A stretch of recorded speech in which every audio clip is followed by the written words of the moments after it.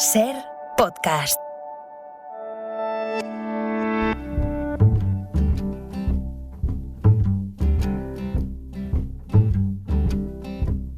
In the water, fire, I'll go wherever you go. In the valley, in the canyons, I'll go wherever you go. Hey, love, I'm ready now.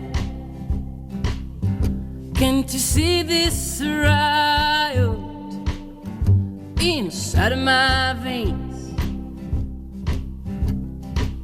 Hey, love, I'm overcome by desire. How must I wait? In the water, the fire, I'll go wherever you go. In the valley, in the canyons, I'll go wherever you go. Javier Sampedro es doctor en genética y biología molecular, colaborador del País. Pere Estupiñán es químico, es bioquímico y conduce en la 2 El Cazador de Cerebros. Javier, ¿cómo estás? Muy bien, muchas gracias. ¿Y Pera, dónde estás? Qué lejos está. En el hiperespacio. Está lejísimos. Bueno, está en Italia de vacaciones familiares, pero creíamos que estaba conectado. Si no lo recuperamos enseguida y charlamos con él. Es curioso, Javier, antes pensando, claro, son las primeras elecciones desde la pandemia o después de la pandemia. Y pensábamos entonces que la ciencia ocuparía una primera línea de argumentación política en la siguiente campaña y en nuestras vidas en general, ¿no? Es curioso lo ausente que ha estado la ciencia en esta campaña, ¿eh? Sí, quizá si las elecciones hubieran sido en 2020 o en 2021, seguramente se habría hablado más de la pandemia y de la ciencia, por lo menos de la biomedicina, ¿no? Pero es verdad que apenas ha aparecido la pandemia en esta campaña. La ciencia no arrastra votos, ¿no? Hay aspectos de la ciencia que sí, por ejemplo, pero claro, un gobierno no se puede apuntar el mérito de haber desarrollado una vacuna. Claro. Las vacunas las desarrollan los científicos y las empresas farmacéuticas. Realmente no es algo que tenga mucho arrastre, ¿no? Está el tema del cambio climático, que sí podríamos haber pensado que es tiene mucho más gancho, que puede movilizar el electorado joven, pero yo sospecho que es que ninguno de los partidos se atreve mucho a hincar esa diente, porque la generalidad de la población no está convencida de que se deba actuar ya y de manera radical para paliar el cambio climático. ¿Tú crees? Yo lo sospecho, sin tener ningún dato. No quiero parecerme a Ignatius hablando de las películas que no he visto. Lo que dices es que la gente no es que sea negacionista mayoritariamente, sino que no es alarmista, digamos, ¿no? Sí, que no va a votar por esa razón, ¿no? Y tampoco ningún partido va a decir vamos a fomentar las centrales de carbón y a quemar fuel y los camiones y los 4x4, ¿no? Ningún partido va a decir eso, aunque luego lo haga de alguna manera. Oye, a ver si ya nos escucha Pera desde Italia. ¿Cómo estás, Pera? ¿Estás por ahí? Sí, estoy por aquí. ¿Qué tal? ¿Cómo estáis? Yo no os escuchaba tampoco. En Italia, digo, ¿no? Con la familia allí. Sí. Estoy aquí cerca del lago de Como. Anda, mira. Joder. Todo. Pero Estupiñán y George Clooney. Las vacaciones de los famosos. Sí, he quedado para cenar con él hoy. Sí. Que Javier escribía en El País esta semana, estábamos hablando, Pera, de cómo la ciencia ha estado, yo creo que parcialmente ausente de todos los debates políticos de las últimas semanas, de los últimos meses, ¿no? A pesar de que son las primeras elecciones post-pandemia. Javier escribía en El País esta semana, debemos reservar un rincón de nuestra mente a los problemas reales, a los que nos enfrentamos en la siguiente legislatura, y no van a ser ni la puntualidad de los carteros ni las enigmáticas amistades náuticas de un candidato. Va a ser, por ejemplo, el aumento desmedido de coches eléctricos. Es curioso cómo tú hacías esta reflexión sobre cómo tener un coche eléctrico es a priori bueno para luchar con el cambio climático, pero estás trasladando la huella de ozono de las ciudades al lugar en el que se genera la energía. La huella de ozono, las emisiones, ¿no?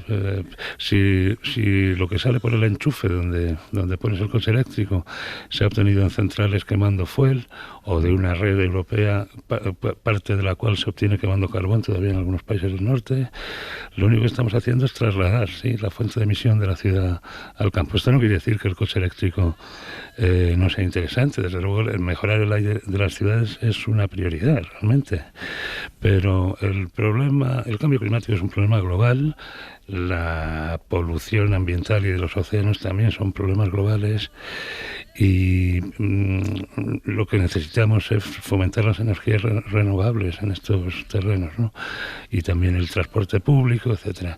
Ahora, es evidente que en cuanto los coches eléctricos superen, o sea, su precio baje por debajo de un umbral que pues un usuario normal lo pueda considerar un utilitario, ¿no? El tipo de precios de la mayoría de los coches que la mayoría de la gente se compra, va a haber un boom de coches eléctricos. Y esto nos lleva a dos problemas. Uno es este que decías, Javier, de las emisiones, ¿no? Que en el fondo lo que tenemos que obtener es la energía limpia. Sea hidrógeno o sea electricidad, tenemos que obtenerla de una manera limpia, renovable, mediante energía eólica y sobre todo solar, porque al final toda la energía de la Tierra viene del Sol al final. Y hay una segunda cuestión muy grave, que son las baterías. Y estamos empezando a hablar de explotar el fondo del mar. Hay una zona del fondo marino que se extiende desde México hasta Hawái, en el Pacífico, y que en conjunto tiene un área mayor que todo el subcontinente indio. Se llama zona Clarion-Clipperton, que está llena de lo que llaman unos nódulos polimetálicos, que son ricos en manganeso, níquel, cobalto y tierras raras, y todos estos metales y tierras raras son oro ahora mismo para la fabricación de baterías. De manera que estamos posiblemente, las empresas ya están ahí, hay una multinacional belga sobre todo, que lleva desde el 2019 haciendo investigación y extracciones preliminares, y nos podemos preparar para una explosión del mercado de coches eléctricos y una explotación intensiva del suelo marino en esta y otras zonas. Sin saber qué consecuencias puede tener, claro. Sí, y sin la menor regulación internacional al respecto. Pues son aguas internacionales. Son aguas internacionales, claro. Están entre México y Hawái, échale tú. Sí. Pera, cuidado, por tanto, ¿no? Cuando compras un coche eléctrico, al final no sabes si haces bien o haces mal. Que, por cierto, hay una cosa que me llama la atención últimamente en los anuncios en televisión y en radio, los anuncios de coches. Los coches aparentemente ahora se dividen en dos, los eléctricos y los térmicos. ¿Desde cuándo a los coches de gasolina se les ha llamado térmicos? Pues no, la verdad es que ni lo había oído. Eso es una buena manera. Térmico se suele llamar a una bomba nuclear, a un tipo de... Una buena manera de esconder el hecho de que echan humo, ¿no? Exacto, sí. Pera, tú has notado también esta ausencia de la pandemia en toda la campaña electoral. De hecho, a Pedro Sánchez alguna vez se le ha recriminado hablar de su gestión durante la pandemia, ¿no? Y yo la he notado tú decíais, desde los últimos meses, yo creo desde los últimos años. Yo recuerdo, bueno, ya llevamos bastante tiempo con esto del periodismo científico, y yo creo que en todas las elecciones siempre miramos cuánto se ha hablado de la ciencia, y es una constante que nunca se habla, y en otros momentos lo entiendes porque es algo, como decía Javier, que no mueve votos, y sobre todo en campaña pues lo que quieres es centrarte en los temas que muevan votos. Pero es que este año yo creo que es un poco diferente, lo has comentado tú por la COVID. Estamos en un momento, bueno, siempre hemos estado en un momento clave en esto del cambio climático, pero por lo menos ahora hay una polarización muy, muy clara. Entonces sí que de esto ha salido un poquito, pero es un poco frustrante, ¿eh? O sea, quizás es que tampoco hay tantísimas diferencias de planteamiento entre los dos grandes, digamos, y luego que tampoco tienen un plan para apostar decididamente por la ciencia, porque si uno de los dos dijera no, una de las apuestas de mi gobierno es de verdad, ahora sí, por temas industriales, por temas económicos, por temas sanitarios, hacer un gran empujón, bueno, esto sí que sería un elemento distintivo, pero bueno, quizás unos dirán que lo apoyarán más y otros dirán que serán ellos los que lo gestionarán mejor, yo qué sé, pero da la sensación de que no solo no da votos, sino que tampoco hay una apuesta suficiente. Esta semana, precisamente, las dos revistas científicas más importantes han publicado investigaciones sobre el coronavirus. Science responde a la eterna pregunta de por qué hay gente que cogió el virus y no enfermó.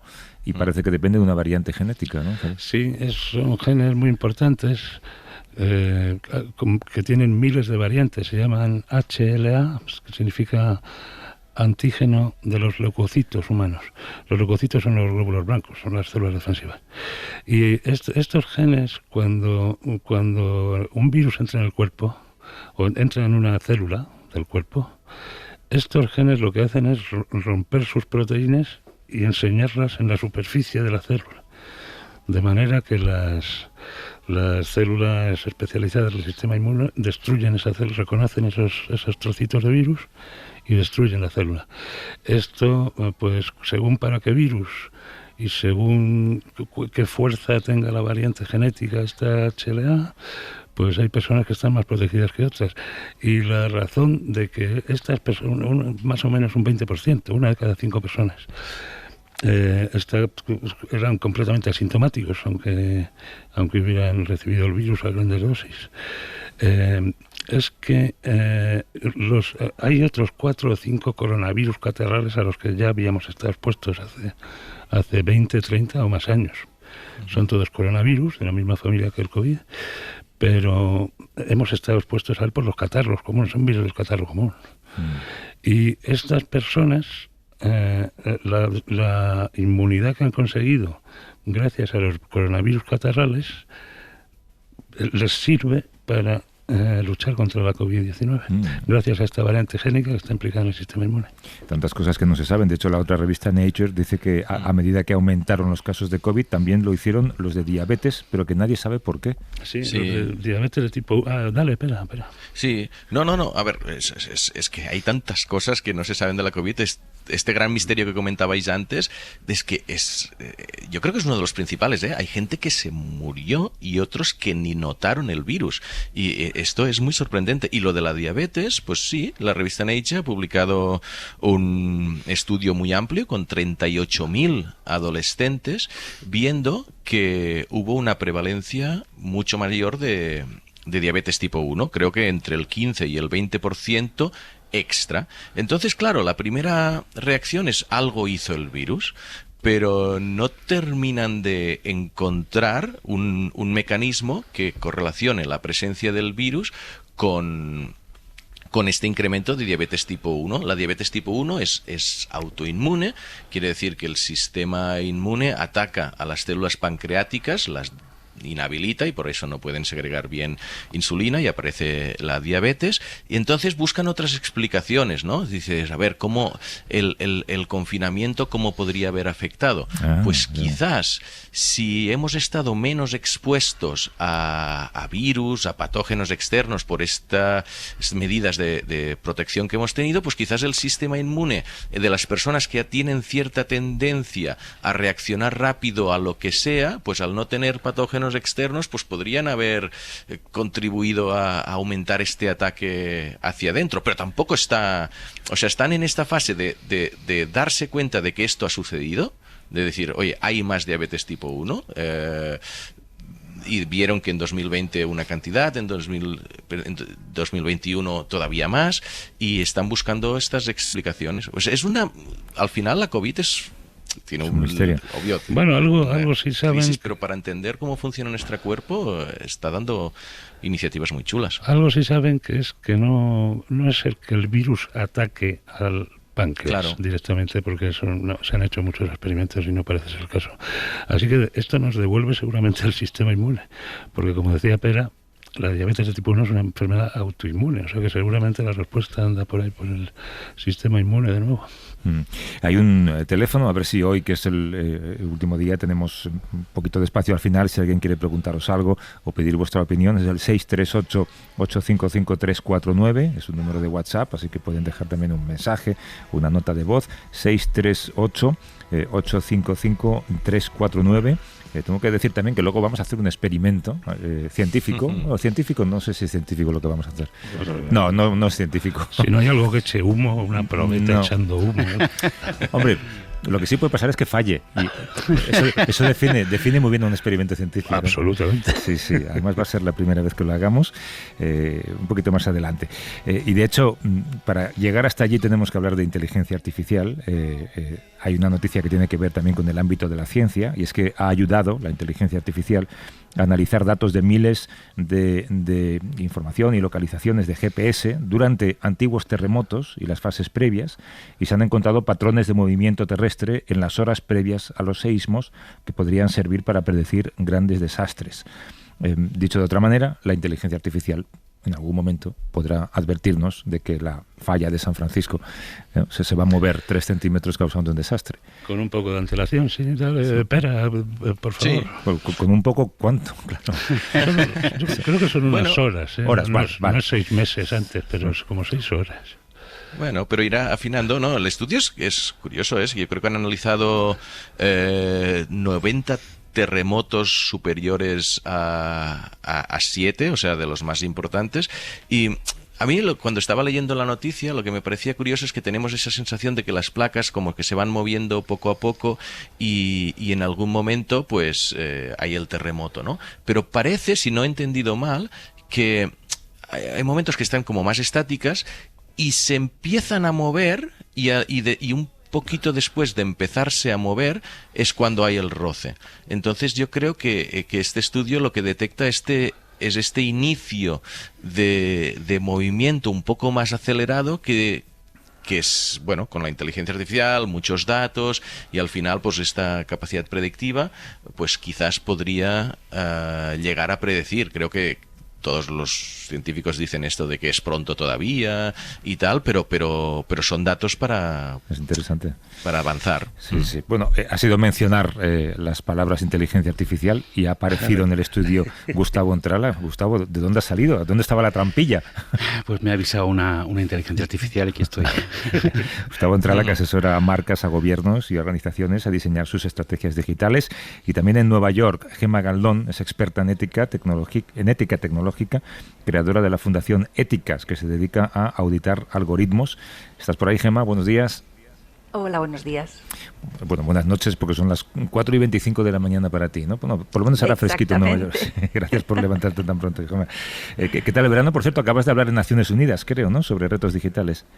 Sí, la verdad que muy bien, muchísima actividad aquí alrededor de la tecnología, de la inteligencia artificial esta semana en Naciones Unidas con el rey de España, con el presidente de Canadá y con otras autoridades viendo también cuáles son los retos de la inteligencia artificial en el ámbito legal. Esta semana Biden ha firmado un acuerdo con las grandes tecnológicas americanas para el desarrollo, dice el texto, seguro y transparente de la inteligencia artificial. Algunos de los puntos van en líneas con lo que ya propone la ley europea que tú nos comentaste, Gemma. Hablamos de ello el mes pasado. Es como, por ejemplo, etiquetar los contenidos generados por inteligencia artificial, ¿no? Sí, hay claramente un movimiento. Estados Unidos ha tardado mucho en entender que la tecnología puede tener una cara negativa. Han sido como muy tecnooptimistas durante mucho más que Europa. Europa hace mucho tiempo que es consciente de que la tecnología, el desarrollo tecnológico puede tener contrapartidas o cosas negativas, pero la verdad que aquí se han dado cuenta y están moviéndose con muchísima rapidez. Este acuerdo es inicialmente muy cosmético, es un acuerdo de medidas voluntarias y sin ningún tipo de peso regulatorio, pero muestra una preocupación clarísima por parte tanto del gobierno como de la industria. Yo creo que todos los que estamos aquí ya empezamos a hacer ese ejercicio de cuando leemos algo, intentar saber si lo ha escrito alguien o si lo ha escrito la inteligencia artificial. En el caso de los periódicos digitales es muy fácil saberlo, ¿sabes por qué? ¿Por qué? Porque cuando lo ha escrito la inteligencia artificial no tiene faltas de ortografía. Esto es una crítica un poquito sutil, ¿no?, a tus compañeros. No digo de dónde, pero esta mañana lo hemos comentado en la redacción, ¿no? Hemos pensado que, bueno, quien haya escrito eso o no tiene autocorrector o se lo podía haber dejado a la inteligencia artificial. Que tú dices, Gustavo, tu teoría es que se está desinflando un poco la burbuja de la inteligencia artificial. Sí, hay varias señales de que efectivamente estamos perdiendo un poco de interés como personas y como usuarios y las señales son pérdida de... O sea, el crecimiento que ha tenido ChatGPT en los primeros meses, que fue fulgurante, se ha frenado en el mes de junio. Ha disminuido el número de horas que estamos usando ChatGPT, ha disminuido las descargas de todo tipo de aplicaciones de inteligencia artificial. Y yo creo que es parte del cambio, precisamente. O sea, que todo cambio que va a ser muy potente, muy transformador en la sociedad, tiene momentos de confusión, momentos en los que la promesa no cumple las expectativas. Y creo que lo que está pasando es que nos estamos dando cuenta de que no se puede utilizar ChatGPT como un buscador, ¿vale? Porque es que te cuela un montón de mentiras, técnicamente se habla de que alucinan, porque ellos se ven obligados a seguir hablando aunque no sepan de lo que están hablando, ¿no? Eso es algo lo cual resulta muy cuñado, ¿no? Son muy humanos. Y entonces yo creo que la sociedad está perdiendo un poquito de confianza en los modelos actuales, pero si analizas cualquier cambio, cualquier transformación profunda que haya habido en la sociedad, siempre hay momentos engañosos de confusión, que parece que no va a ir para adelante, que la gente no está contenta, que hay muchos accidentes, entre comillas, ¿no? Pasó en el sector de la automoción, por ejemplo, en los primeros años del siglo pasado. Pues que prácticamente, o sea, tenían que ir 3 personas conduciendo un coche porque es que se rompían constantemente, no había regulación ninguna, y creo que se parece mucho a aquel momento a este momento que estamos viviendo. Hay cuestiones, de hecho, importantes todavía sin resolver, como es diferenciar la verdad de la mentira, como decíamos, en el contenido que genera, o decidir a quién o a qué atribuimos la propiedad intelectual. Por ejemplo, a quién pertenece la autoría de una música que tiene una parte de composición humana y una parte de creación artificial. ¿A quién se le da el premio Grammy? Pues eso ya se ha tomado una primera decisión, el comité que asigna los Grammys ha tomado una primera decisión que es un poquito discutible, ¿no? Que es, o sea, si la idea... O sea, digamos que, por ejemplo, si se utiliza un instrumento o una voz que sea de inteligencia artificial, no se puede premiar esa canción o ese álbum por esa voz. Con lo cual, pero claro, si en un momento dado toda la música es sintética y toda la música ha sido creada a través de una inteligencia artificial, pues no se podrían entregar los Grammys. No sé si se entiende la idea, ¿no? Pero aparte de la voz, ¿qué hay de la composición, de la escritura de la pieza? Si la pieza ha sido escrita, si la melodía está escrita por una inteligencia artificial, esa canción no puede ser la mejor canción del año. O sea, no se puede dar un premio al autor de la melodía. Pero habrá compositores que intentarán desvelar o intentarán ocultar que han trabajado. Claro, ahí está la trampa, obviamente, ¿no? ¿Cuál es la falta de ortografía en música? Exacto. Sí, en música, un acorde mal puesto puede ser innovador, al fin y al cabo, ¿no? Sí. Y luego, ¿qué pasa con las patentes, Gemma? Porque cuando la inteligencia artificial participa en la invención de un producto o de un modelo de negocio o incluso de una marca, ¿no? Pues estamos precisamente en este debate. En Estados Unidos esta semana se han lanzado varias denuncias contra ChatGPT por parte de creadores y actores. Tenemos además una huelga importantísima en el mundo audiovisual, de personas que están quejando y reclamando sus derechos como humanos ante la posibilidad de que los sistemas de IA generativa les quiten el trabajo o cambien sustancialmente sus formas de trabajar. O sea, yo creo que en los próximos meses vamos a estar viendo cómo lidiamos con todo eso, ¿no? Pues qué marcas de agua, para poner un símil en cosas que conocemos, ¿no? Podemos dejar en la creación artística para identificar que ha intervenido un sistema de inteligencia artificial o de IA generativa, y no sabemos aún cuáles van a ser esos marcadores, esas marcas de agua, pero lo vamos a saber. Si al final no nos estamos enfrentando a nada que sea nuevo en términos de innovación. La innovación siempre emerge y después como sociedad creamos los mecanismos para asegurar que esa innovación es aceptable socialmente. Pues estamos justo en medio de ese debate y aún no lo sabemos, pero lo sabremos muy pronto, porque eso, pues los Grammys, los jueces, diferentes sectores irán creando diferentes normas que igual la primera no es muy útil o igual no es muy acertada, pero con el tiempo iremos viendo cómo creamos los mecanismos, las reglas, regulaciones que nos permiten determinar qué se puede hacer y qué no se puede hacer. Ahora mismo se puede hacer todo. Claro. Gemma, ¿no crees que esto va a ser como el doping en el deporte, ¿no? Es una carrera de armamentos entre el que hace la trampa y el que la detecta, ¿no? Pero que nunca se acaba. Sí, pero puede ser que el uso de inteligencia artificial no sea hacer trampa. Tendremos también ver cuándo la inteligencia artificial no es hacer trampas, sencillamente es utilizar una metodología diferente. Insisto, es que estamos muy al principio de entender cómo va a ser eso. Es como hablar de, cuando se inventó el motor, hablar de que los coches iban a tener limitaciones de velocidad, cinturones de seguridad. O sea, estamos aún como muy temprano para ver exactamente cuáles van a ser las cosas que nos van a permitir proteger derechos, personas, marcos legales, y no sabemos muy bien qué es lo que va a ser. O sea, al final, como decíamos antes, ¿no? Pues tener un acorde mal puede ser innovación musical. Eso es doparse en música. Bueno, pues tendremos que ir viendo dónde están esos límites. Curioso porque además si vas al cine, en las últimas películas, claro, estarán obligados los cineastas a desvelar que ese actor no es tan joven como parece en la película, sino que está tratado digitalmente, que esas arrugas que han desaparecido le pertenecen. Hace unos días estuve en Granada y coincidí con un primo mío que es escultor, un genio. Y el Ayuntamiento de Granada le ha encargado que diseñe los nuevos cabezudos de la Feria del Corpus Christi, que es una cosa muy tradicional en Granada. Y estuvimos en su taller con ChatGPT preguntándole con qué materiales tendrían que hacerse estos cabezudos para que no pesen tanto y para que puedan transpirar mejor, porque esto lo lleva gente en su cabeza. Y bueno, y descubrimos una serie de materiales que mi primo no conocía y el tío los va a usar. O sea, lo más gracioso de esto es que has dicho, estuvimos allí con ChatGPT, o sea, ya le llamas como si fuera un coleguilla. Como un amigo, sí. Un coleguilla. Pero flipamos, o sea, fue alucinante. Mira, en Radio Pamplona nos escucha Carlos Fernández, es cineasta, es diseñador de videojuegos y creador del proyecto Emotional Films, que es un formato audiovisual que evoluciona en tiempo real en función de las emociones del espectador gracias a la inteligencia artificial. Carlos, ¿cómo estás? ¿Qué tal? Buenos días, Javier y compañía. A ver cómo explicamos esto. Tú te pones a ver una película en el futuro, digamos. Creo que no tenéis todavía ningún proyecto plenamente terminado, pero la película se irá adaptando al espectador.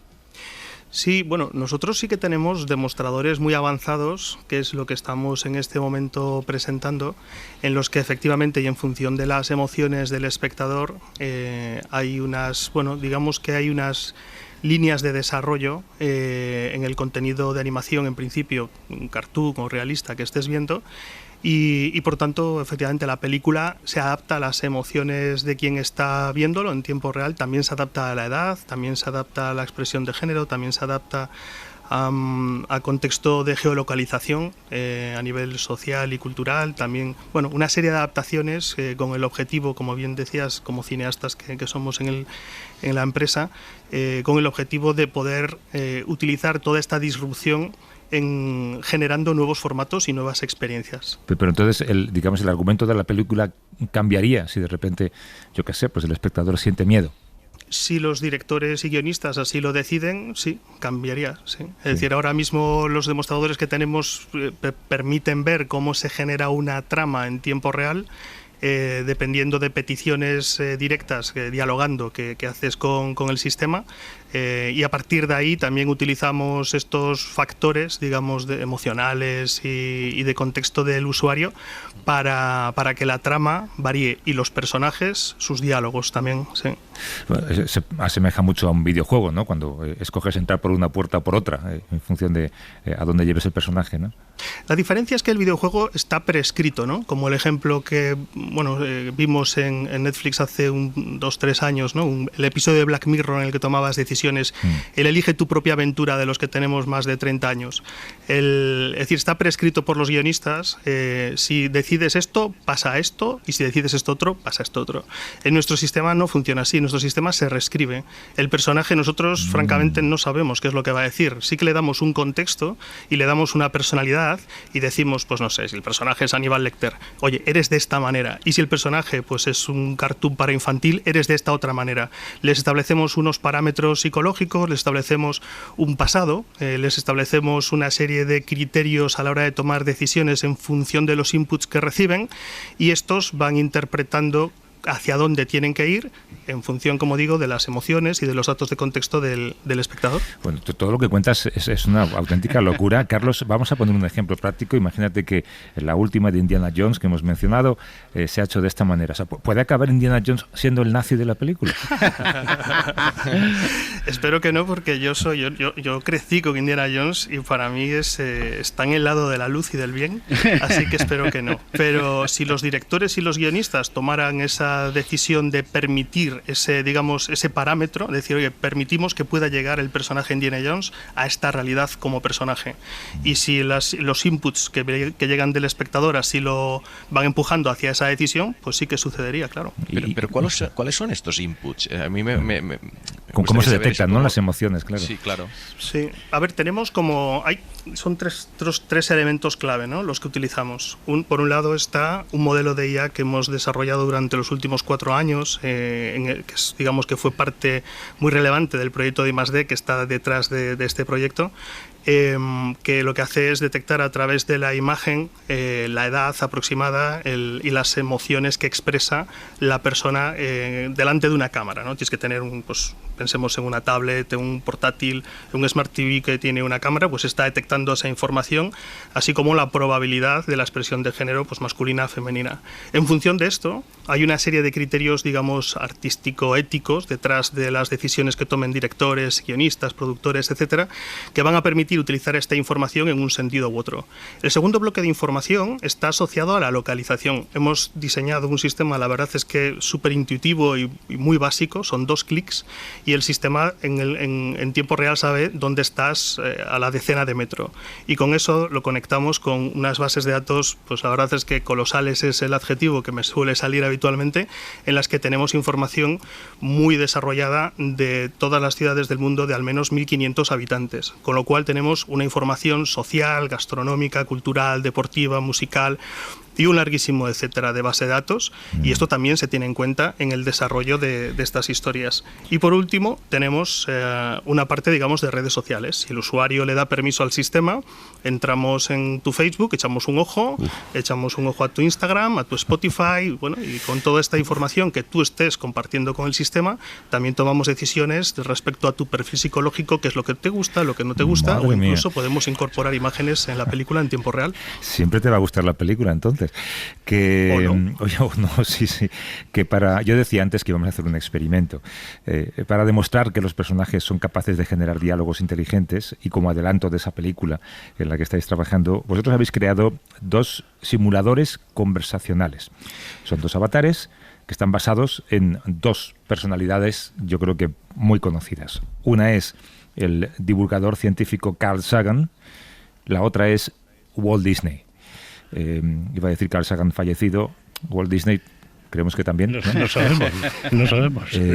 Carl Sagan falleció en 1996, el segundo creemos que en el 66, y habéis entrenado a estos personajes, supongo que con toda la información disponible sobre su conocimiento, para que ellos puedan mantener ahora una conversación con nosotros, ¿no? Los hemos entrenado con historiadores, porque somos muy sensibles a todos los temas que hablabais antes de que entrara, que es toda la parte ética y la ética y moral, y también la jurídica, ¿no?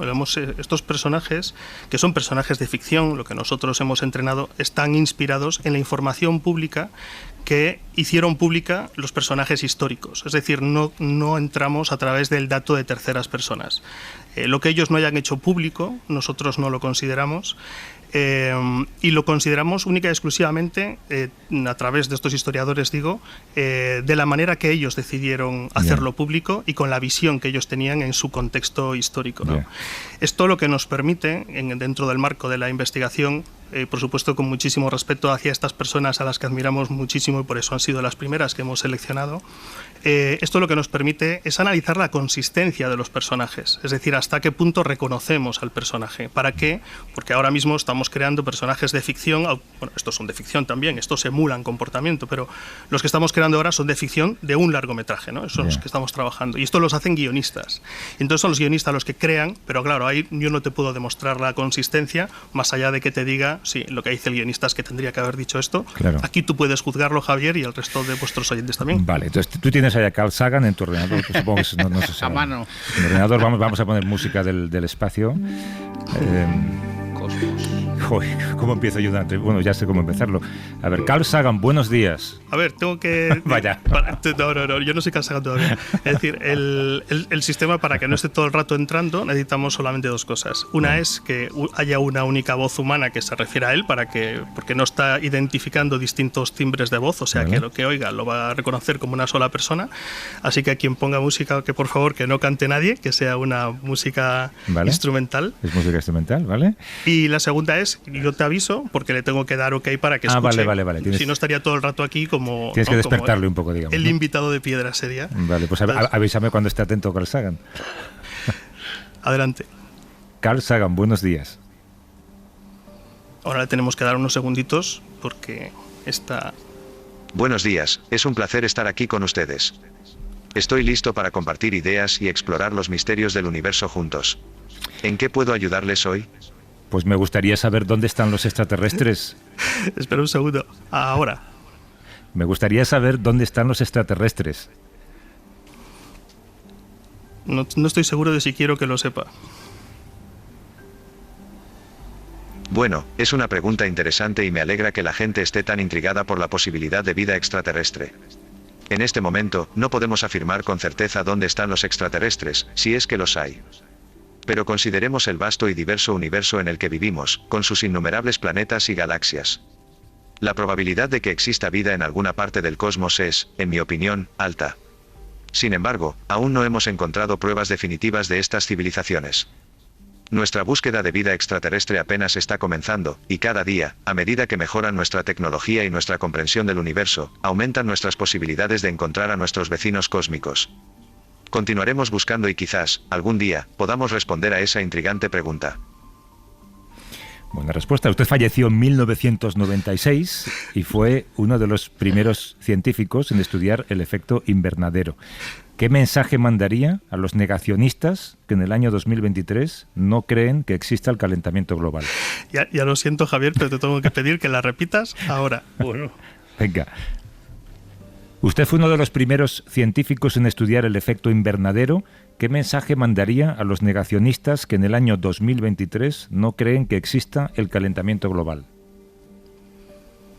Ya me dijeron que Javier lo iba a llevar al límite, al bueno de Cal. Primero, es importante reconocer que el cambio climático y el calentamiento global son fenómenos basados en evidencia científica sólida y bien fundamentada. No se trata de una cuestión de creencias o de opiniones personales, sino de hechos y datos objetivos que han sido estudiados y confirmados por la comunidad científica a nivel mundial durante décadas. Pues ahí lo tienes. Oye, pensaba que se iba a extender un poco más. Pues si quieres que se extienda. No. Claro, es que tengo la tentación de hacerle una pregunta a Walt Disney. Todos imaginamos cuál. Dame un segundo que lo tengo. Vivo. Sí, puedes cargarme a Walt Disney, a ver si le puedo preguntar algo. ¿Está usted vivo o muerto? Lo tenemos con la misma voz, o sea que tenéis que hacer un pequeño ejercicio. Dame un segundito. Pero es Walt Disney, ¿no? Ahora, sí.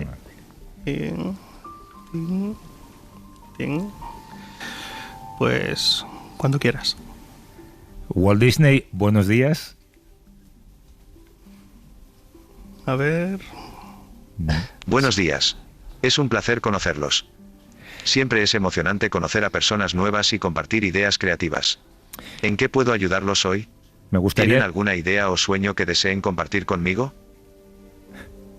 ¿Puedo ya? Sí. Me gustaría saber su opinión sobre la criogenización. Lo divertido de esto es que nunca sé... La criogenización es sin duda un concepto interesante y fascinante, que parece sacado de una de nuestras películas de ciencia ficción. Aunque no soy un experto en el tema, creo que es importante seguir investigando y explorando la ciencia y las nuevas tecnologías para lograr avances que mejoren y prolonguen la vida de las personas. Sin embargo, debemos recordar que lo más importante es disfrutar de la vida y crear momentos mágicos que perduren en nuestra memoria y en la de nuestros seres queridos. Mira, ha salido ahí un mensaje de Disneylandia muy bonito para acabar, Carlos.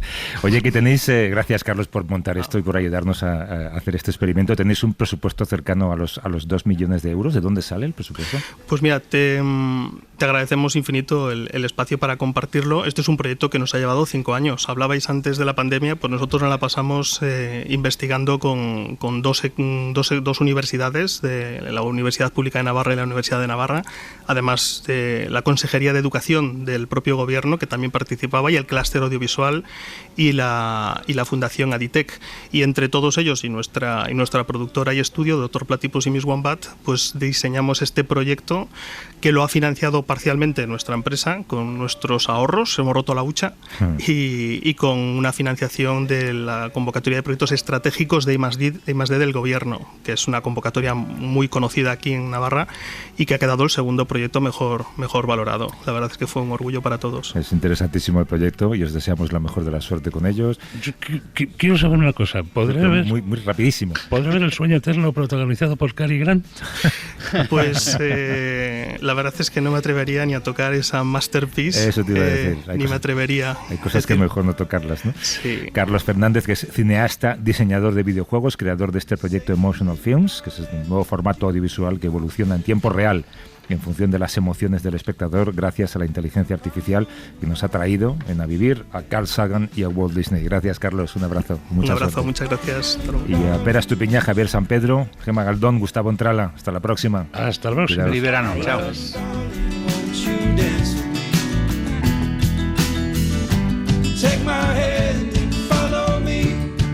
Para no perderte ningún episodio, síguenos en la aplicación o la web de la SER, Podium Podcast o tu plataforma de audio favorita. Cadena SER. La radio.